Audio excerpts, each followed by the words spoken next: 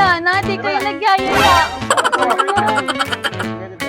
Ate, tikman mo ang sarap. Ano ba yan? Ba't ganyan mo naman hinawakan yan?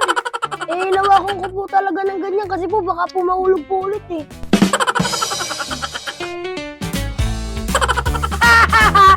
Ate, di ba ang sarap kahit nahulog na?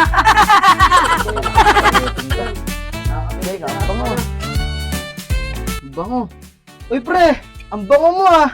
Siguro sinagot ka na ng kadate mo, no? Kasi di ba sabi mo sa amin na attract siya pagka mabango? Oo, pre. Gusto niya ng mga mababango. Eh kaso, ang sabi niya sa akin, hindi ko na daw kailangan magpabango. Ha? Bakit? Ang kailangan ko daw, mag-toothbrush.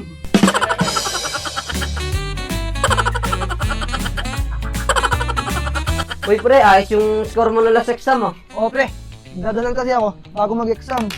Ah, ganun ba pre? Pwede ba pakopya ako? Sige, pakopyahan kita ng sagot sa susunod. Hindi pre, hindi sagot mo kukopyahin ko. Eh ano?